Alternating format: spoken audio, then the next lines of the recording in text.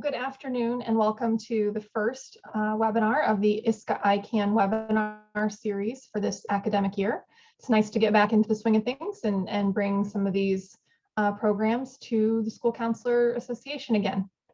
So today we are talking about virtual transitions and how to expand communication channels and make technology work. We've learned a lot over the last 18 months and we want to talk about how we can use that knowledge moving forward. So welcome and thank you for joining us today. And if you're watching the recording, thank you for tuning in there as well. So let me introduce myself. My name is Britannia Mori. I am the ICAN Vice President of Marketing and Communications. I'm also a member of the ISCA board. I serve as an ad hoc member representing ICAN, but I'm also the communications chair. So my email is there if you have any questions or you want to reach out at any point in time. So ICAN's mission is to empower Iowans to achieve lifelong success through education, training, and informed decision-making. And last year, our mission got really hard to continue when everything was shut down. And so we learned a lot about that, and we kept going, transitioned almost our entire model of work and programming. Everything went online. In a normal year, you know, traditionally we do one-on-one assistance and presentations, and we offer those face-to-face across the state. And that's how most people pre-pandemic operated. You know, you met with someone face-to-face, you talked with someone face-to-face, you had small group conversations in the same room, and that was what we were used to. And so with ICAN, we had to look at all of the things that we offer, programs, materials, all of these things that we're used to doing, and figure out how do we do those with technology. So on the screen there, you see our materials and then the list of our programs. And those are all things that we were used to talking about in person. And we had to figure out what tools and technology were out there to help us do that from home with our offices closed in a virtual capacity. So how did we meet our mission with technology? So that's going to be our conversation today. Is I'm going to share what we did and talk about how you can apply that as a school counselor to expand how you meet the needs of your students and of your families and of your community, and even meet your own needs as a professional in terms of collaboration with, you know, your team members or cross level in your district. We're just going to talk about the different ways you can utilize technology to expand and accomplish your mission. So with ICAN, in spring of 2020, we had to cancel 200 school-based presentations across the state. And we didn't just want to not serve those students. So we replaced almost all of those with a webinar format presentation. And we invited students and parents to meet us online. We invited counselors to share those with their families, share those links. And we had a lot of success with that. And now moving forward, we are able to come back into schools that are allowing, you know, in-person visitors, but we have some schools that they got a better turnout over the last year and a half with a virtual program. And they were able to share that recording on their website or send it out via email to parents. And they got additional views after that. So virtual has its perks. For some schools, that's the now preferred delivery method. In terms of social media, we upped our social media presence. We started doing online live broadcasts with, you know, a chat on a certain topic. We started doing Wednesday webinars and live streaming those so anyone could join from anywhere and take part in that without actually having to register ahead of time. And then we started virtually advising students. So we would do a one-on-one Zoom appointment or we'd do small group work. With FAFSA completion, we did, you know, online what we call labs. So we had lots of people join and we led them through the FAFSA together in a group like we would normally in person, but we did it through Zoom.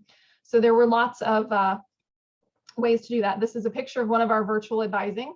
You know, people joined from their iPads, they joined from their phones, from their laptops, and worked with our advisors. And through sharing screens and the chat feature and the audio and everything like that, we were able to make that work. So a great tool to have in your toolbox is, of course, your webcam.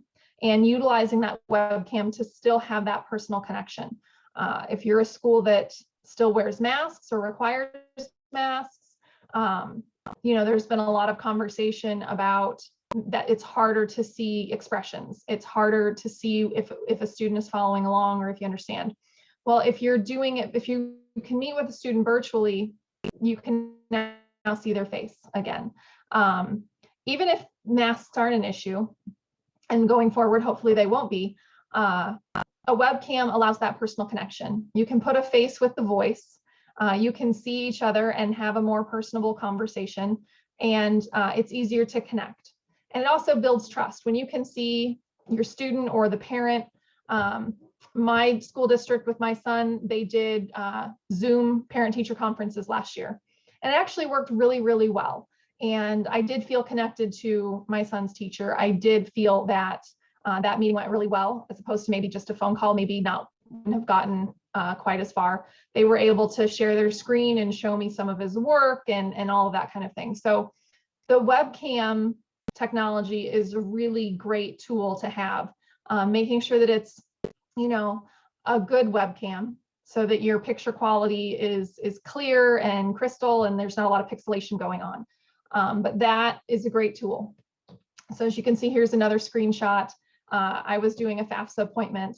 This is a unique picture because it shows a family. The parents are divorced. The mom was in Colorado, but she was able to zoom in and be part of the FAFSA completion appointment with her son and her ex-husband together, even though they were in two separate states at the time. So there are a lot of benefits to utilizing some of this technology to make things work with your families and to meet them where they're at. So when we talk about Zoom, video conferencing systems, we're all familiar with them now. We know how they work. We know most of the ins and outs. Zoom is probably the one that people are most familiar with, but there, Microsoft Teams and Google Hangouts, that exists as well, and they can be used if you have your Office 365 subscription or you're a Google school. Those are just as good as Zoom. But we use Zoom and we do the screen sharing, as I've mentioned. We've done breakout rooms where we utilize the breakout rooms, for example, during a FAFSA completion group event. So we'll have one ICAN person dedicated to leading the event and talking through the FAFSA, but then we have volunteers or other ICAN staff on hand so that if a parent gets stuck or a student gets stuck on the FAFSA, they take them into a breakout room and work with them one-on-one. And then when they've got their question answered or they've got their form approved, then they come back and join the main group for the end. So you can use breakout rooms that way to work with small groups. You could use that to enhance teaching students technology. It could be part of a project where they have to work together that way. That's a great tool to use. Polls is another thing. If you want your students to get interactive, polls in Zoom work. If you want to make it really fun, you could use something like Kahoot, which is a free, it's set up like a trivia game where you can, interact and race to answer the right questions and keep score and make it kind of a game in class. Kahoot would be a great tool to familiarize yourself with. That's a free website that you can use, and Kahoot is K-A-H-O-O-T, just like it sounds. So poll surveys, Kahoot is a great classroom game technology-wise that you can have all the kids on their device and utilize that as a technology tool.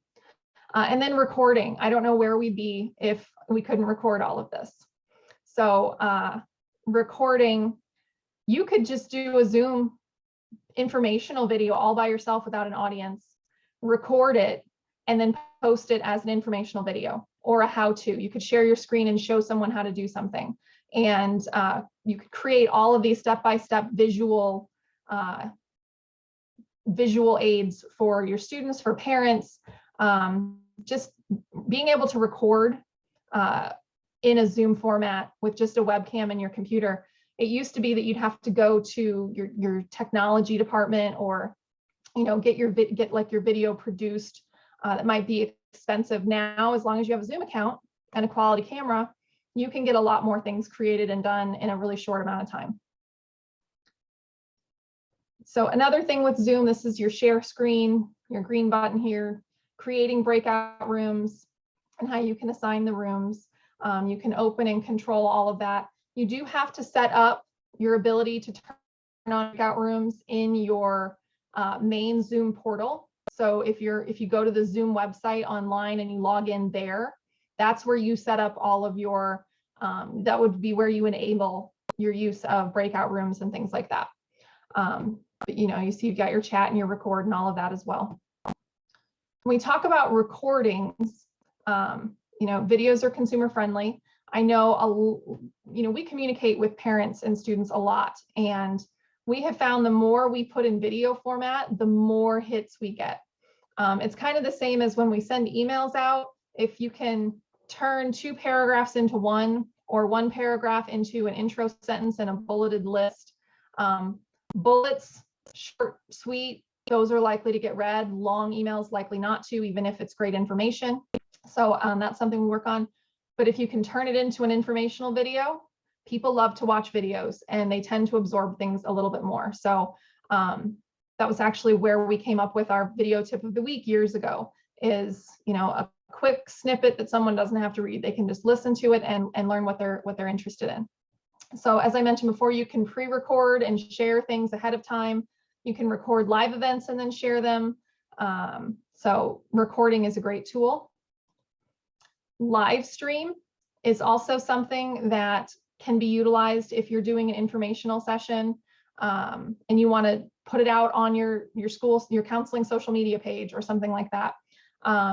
Or you just want to say, you don't have to register for this event, just tune into our Facebook page or tune into our YouTube page, and we're going to live stream this conversation.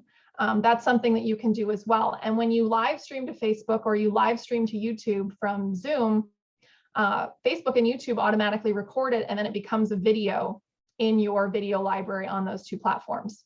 So you have to be an editor or an administrator on the social media account in order to be able to stream something to that account.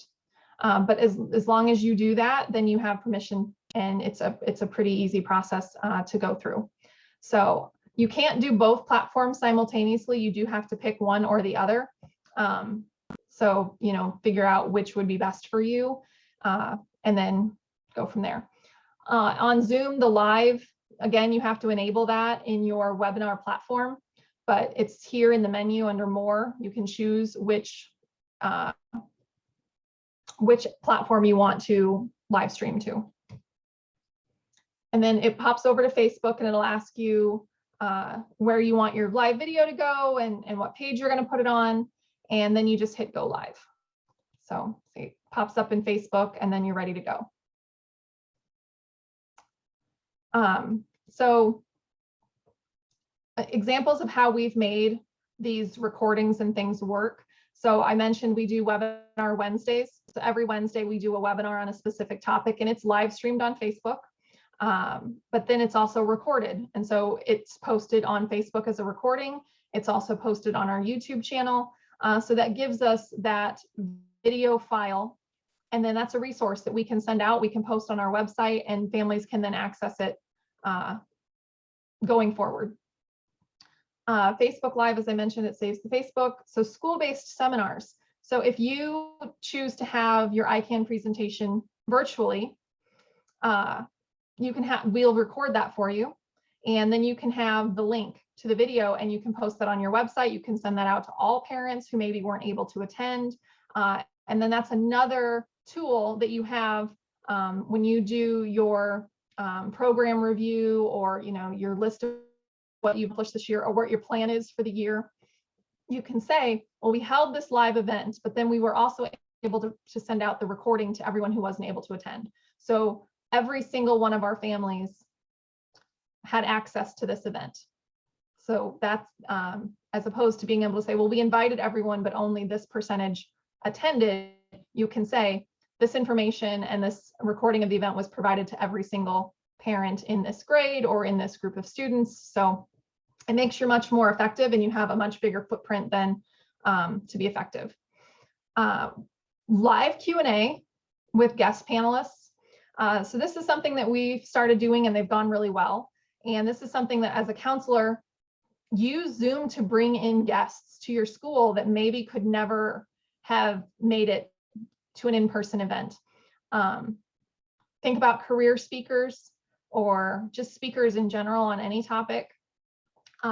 Zooming someone in and having them interact with your class, even though they're not physically there, you could bring in people that aren't in your community, that are too far away to travel to your community, experts on different topics, and really enhance who your students are interacting with and where they're getting their information. So supplementing and supporting whatever you're teaching them under your own curriculum.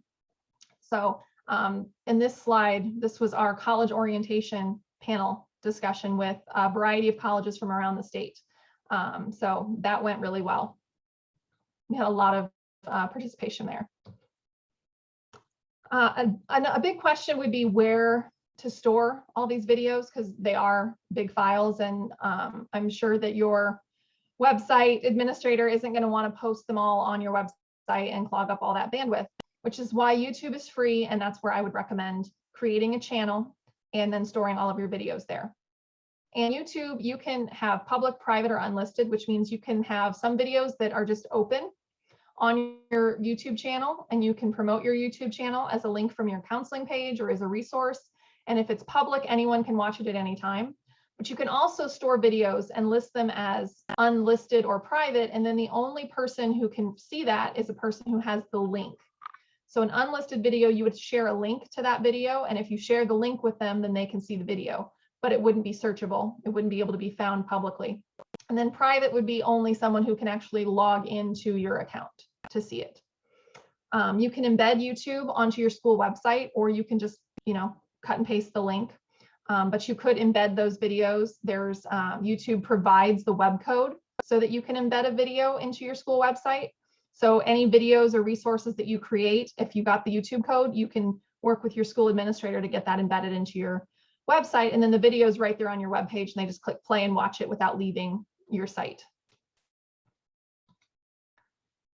So webinars for ICAN, they really expanded the way that we can communicate with students and parents. We've always done webinars with ISCA through this partnership for professional development. In the past, we hadn't done webinars for students. It just wasn't something that we had really jumped into. We do now, like I mentioned, every Wednesday, but then we're also offering, regional, like right now it's September. So for seniors, we're trying to help them get ready for the financial aid process. We're hosting a virtual financial aid process webinar once a week leading up until October 1st. But we've also done other topics that help us expand what we can't cover in an evening traditional presentation. We might spend 5 minutes on campus visits in a traditional career and college planning presentation. But, this week, I think it's tomorrow, we have an hour-long presentation just on how to navigate the college search, understanding college fairs, understanding campus visits, understanding virtual campus visits. So that whole topic that was 5 minutes in an evening presentation is now an hour virtually on a webinar. So we've been able to expand the topics that are covered by using this technology. And so that's something that you could do too. Maybe you only get a certain amount of time in the classroom. So you have to cover smaller amounts of information, but more topics. But you could back that up with video sent out to your students or to your parents that expand on those topics. So we've kind of talked about the traditional school-based presentations and how it's one night and people come and hopefully it works in their schedules. And with virtual, you can have that instant replay and all of those additional bonuses to being able to share it with them later. So another toolbox, so when we talk about communication channels, social media is a huge communications channel. You have to know where your stakeholders are, like what platforms are your students on, what platforms are your parents on, or promote the ones that you're going to be on to all of the groups and then get feedback, or just kind of watch your hits, watch what is getting responded to, and learn and adapt from there.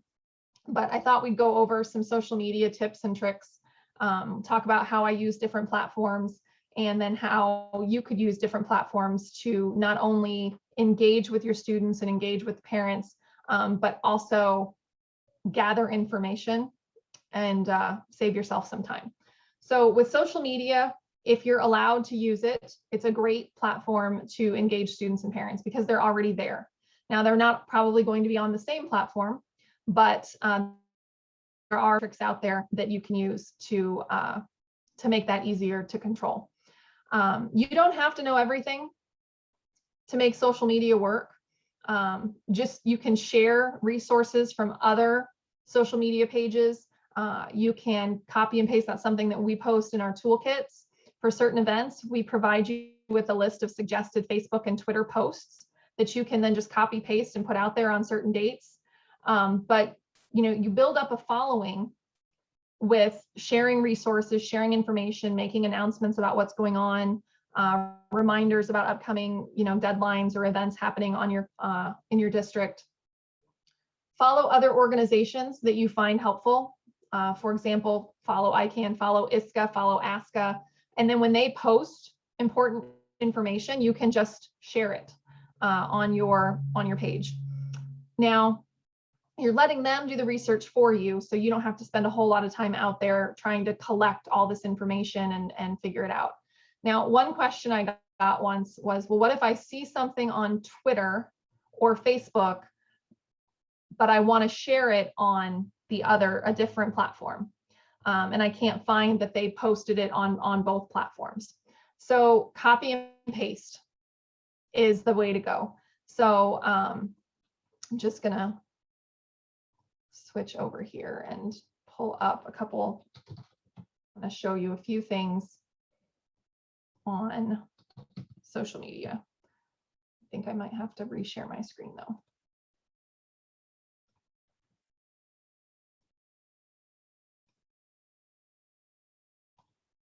Okay, so now you should be seeing the ICAN Facebook page.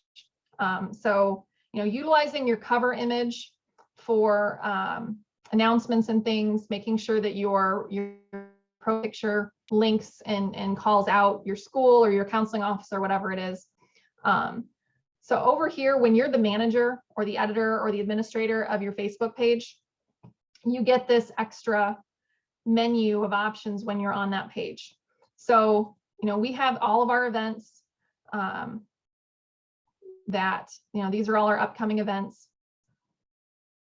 So this week we've got our Back on Track events, our first one's tonight for freshmen. And then this weekend we have the Golden Circle College Fair. So all of our September events are on here. By the end of the week, all of our October events will be added. But you can control and promote events that are happening. Even if you're not going to put anything out like constant updates on the event, you could still have it on here as kind of an online calendar. So another thing that you can do, you do not have to be on social media every day to make it seem like you're on social media every day. So under publishing tools, under your page, it tracks like all of your posts, how many engagements and people it reached. But you can do this, create a post. And then while that's loading, so you'll write your post.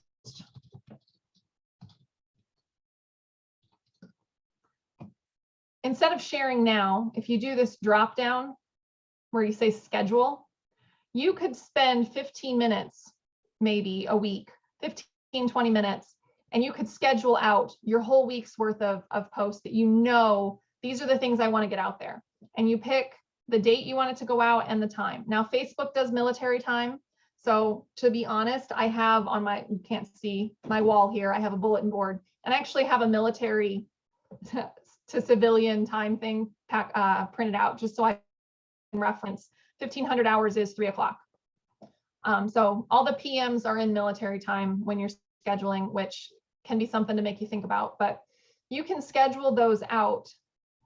So we'll just say I'm going to schedule this for Wednesday at 4:14, and you hit schedule and you schedule the post. And then if I go into scheduled posts, so you can see that post is going to go out on Wednesday. I don't have to log in on Wednesday. It's just already going to be there. And then if I wanted to copy that, so for Twitter, I use what's called TweetDeck, which is tweetdeck.twitter.com. And so you can see I manage the ICAN Twitter account, my personal Twitter account, the ISCA Twitter account. I follow ISCA over here so that if ISCA tweets anything out, I can reshare it, retweet it on ISCA's page. You can do this, and if I had anything scheduled, so here you go, I want to compose a tweet. So test tweet, very important. And then I want to tweet it from the ICAN account or the ISCA account. I pick which one I want, and then you schedule the tweet. And so Wednesday at 4:15, same time as the other one. So I'm going to tweet it on September 22nd.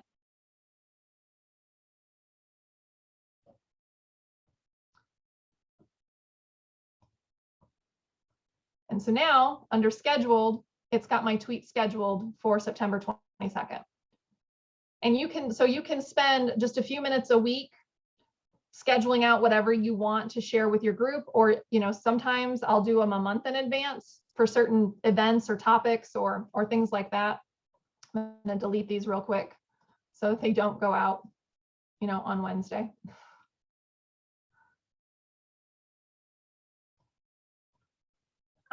So that's one way. Now you can also link your Facebook to your Instagram account. So if you have, bring up Instagram here.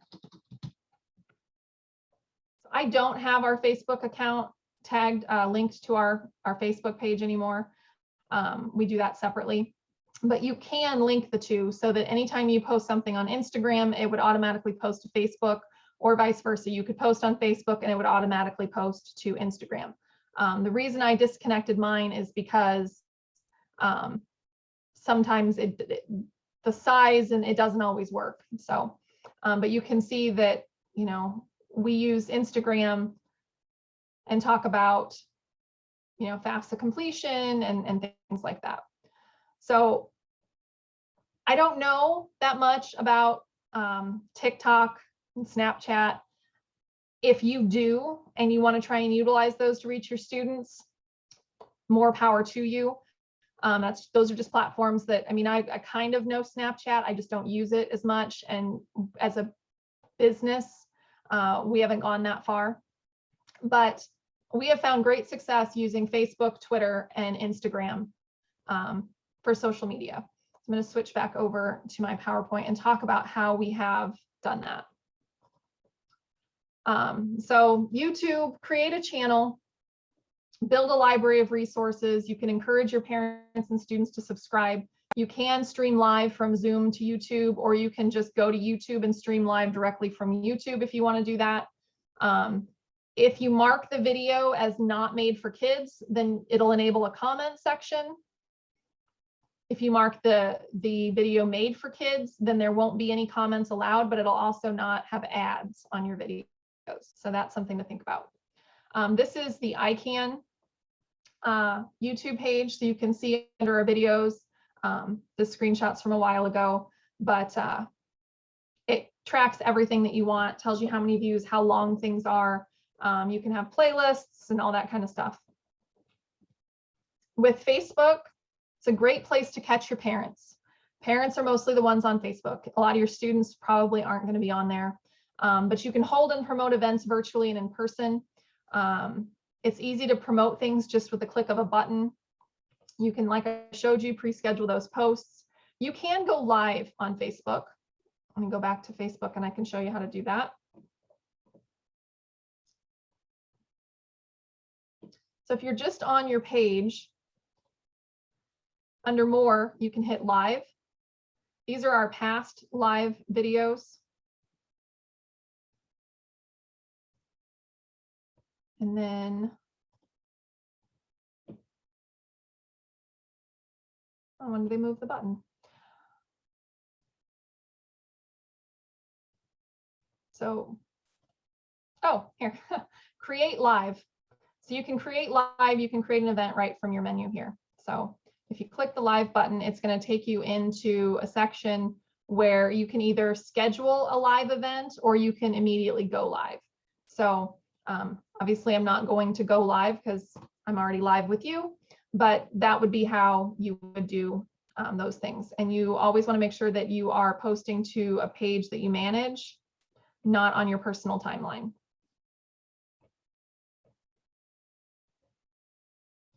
click the wrong button there. Okay. So this is the Facebook library of videos on our Facebook page. So you can see as you record those videos, I mentioned it saves them, and then people can go back and you can see that 4 weeks after this event, 529 people had gone back and viewed this webinar. So how to schedule a FAFSA appointment with ICAN. This was a live with ICAN chat, 298 views. Now, I think live, one of these videos may have had 100 people, and then you get the views that build up after that. So it is a really great way to continue to connect with people. With Twitter, I mentioned that I use TweetDeck. You can live tweet an event. So you could say, hey, this is going to happen and we're going to live tweet about it and we're going to share information. So maybe you want to live tweet one of our webinars. So you can say, you could watch this webinar with us, but then also have our school Twitter up, because we're going to live tweet the event and share pertinent information about how we do what they talk about at our school. So for example, let's say you're going to live tweet an ICAN career and college planning presentation, or you're going to live tweet a career speaker or something like that. When we get to talk about the campus visits, you could live tweet what your campus visit absentee policy is. When we talk about requesting transcripts, you could live tweet, okay, they're talking about transcripts now. To get your transcript at North High School, this is what you do. Or when we talk about four-year plans and career assessments, you could say, we use this career information system, and this is how you access your assessment results that you've already taken. So, if you have students that are engaged on Twitter, a live tweet conversation might work well for you. You can also go live on Twitter as well, although it works best when you live Twitter on your phone rather than on the computer. But Twitter, again, you can promote events. It's a great place to catch more students. Some parents are on Twitter as well. So Twitter might be what I would call the middle ground social media platform, because you do have students and you do have parents. So I already showed you the TweetDeck. So, but again, helps me stay organized. With Instagram, I showed you our Instagram page. This is a place to catch students. Students love Instagram. They're very visual. So if you think about graphics that you can use and then put that on there, that's Instagram, and that's a really great way to connect with them. So that's kind of my overview of social media. So remember, you can copy and paste. If someone has something, let's say someone posts something on Facebook and you want to share it on Twitter, you can download or just copy and paste. If they have a link, and the image will automatically pop up on Twitter when you share it. If it's a photo that they attached, you can download the photo and copy and paste their post, paste the post into Twitter, and then upload the image, and you'll get the same Facebook post that you had on Facebook on Twitter. And then I would just add the source, like, so at whatever the original poster on Facebook was, you can say shared from, and then whoever that's from.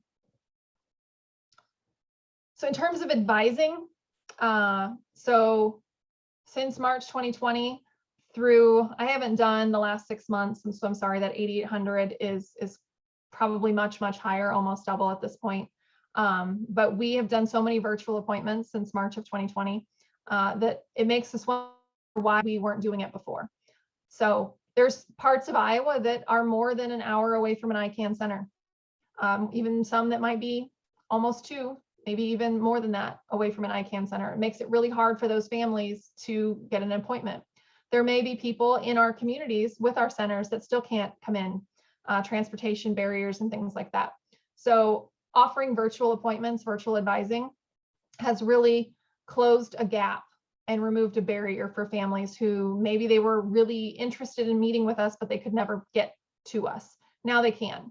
And that could be the same if you have parents that they just can't make it physically to a parent-teacher conference. That's when their work schedule is or something like that. Maybe offering a Zoom appointment would help them connect in whatever their time frame is. So tips with advising: use the webcam, have patience, practice before you do the run, because you're going to have to be familiar with the technology, and maybe walk some people through how to connect. Did you push this on your phone or this on your computer? Audio issues are common. You know, we've all been through that. Are you there? Can you hear me now? But if you have patience, you can work through that, and generally you can get connected and have a really good experience. So counseling in a virtual, I know I've talked as I've gone through these examples about how you can apply them, but now kind of in summary, you can have classroom discussions and presentations virtually.